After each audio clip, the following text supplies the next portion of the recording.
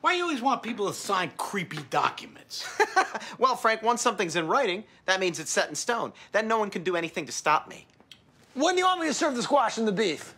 So we're literally serving squash and beef? You said we're squashing beef. I thought it would be part of the ceremony to have squash and beef. Yeah, it's all about the ceremony. That's why I got this bucket of dirt and a hatchet, so we can have a ceremonial burying of the hatchet. Hey, what's up guys? Welcome back to Binging with Babish, where this week we're taking a look at the squash and beef from It's Always Sunny in Philadelphia. We have here the titular ingredients, a squash, in this case a butternut, and the absolute cheapest piece of beef that I could find at my local grocer. Because if Charlie's cooking, we're about to ruin both. First up, I saw some scooped squash skins. First, we're slicing up the squash, which kind of looks like a cantaloupe, but does not taste like one. And then because Charlie has a propensity for boiling things, why don't we just boil our squash? And our steak, too. Why not? We're gonna simmer these guys together for about 20 minutes or until the steak is boiled over hard and the squash is tender and can be easily pierced and parted by a paring knife. Now we just gotta dig all the goods out of the hot tub and set them aside to cool completely. It didn't look like these were served with much heat or care. Then we're scooping all the squash flesh out into a bowl. Then it looks like they were just cursorily mashed together, so that's what I'm gonna do with a potato masher. And then the beef was thinly sliced from what looked like a larger roast. So I'm gonna slice up this nice boiled room temperature unseasoned beef, plate it up next to my squash that I can't seem to color correct properly, and let's give this a try. And the beef tastes like, well,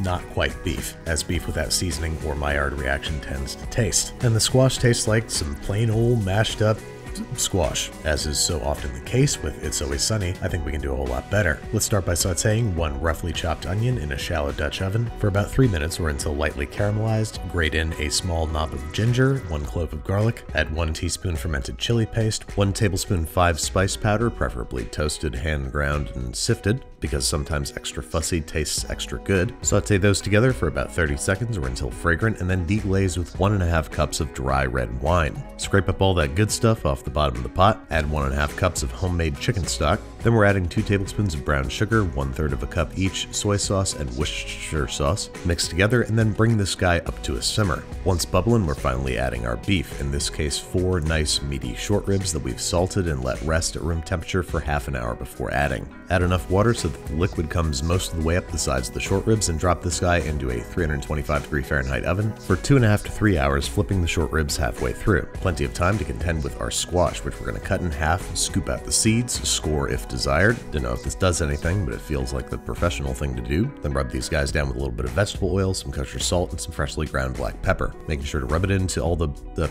crevices. Then we're placing these guys cut down on a preheated baking sheet. This is going to give us a head start on the Maillard reaction and help us earn some extra browning points. Into a preheated 400°F oven it goes for about half an hour before flipping, returning to the oven and allowing to cook for another 15-20 minutes until nicely browned and the flesh shows no resistance when stabbed. Now while this guy's still nice and hot, we're going to scoop it out and turn it into a puree by virtue of a food processor. To the squash I'm going to add a little splash of brown butter, I've got 2 sticks worth here, and a little splash of heavy cream to help stabilize the emulsion. Then with the food processor running, I'm going to slowly stream the rest of the brown butter in through the feed tube. So all we're left with is a smooth, rich, creamy emulsion that's just about as much brown butter as it is butternut squash. So as you can imagine, it is lick the spoon and pound the table good. Now all we need is beef and sauce that are flavorful enough that they can contend with all this richness. And as if on cue, here come our tender, super flavorful, super tender 5-spice short ribs fresh out the oven. We're pulling the meat and their accompanying bones out of the sauce, straining the sauce through a fine mesh sieve, and then we're going to defat it, carefully skimming the fat off the top and removing it into a small bowl. Then we're going to use the sauce and its accompanying fat to make a jus gras, which is basically just a fat fortified gravy. Got about 1.5 cups of the sauce, to which I'm going to add a ½ teaspoon of xanthan gum, which is going to both thicken and stabilize our sauce. Then with the blender running on medium speed, I'm going to slowly stream the fat in through the feed tube for the second time today.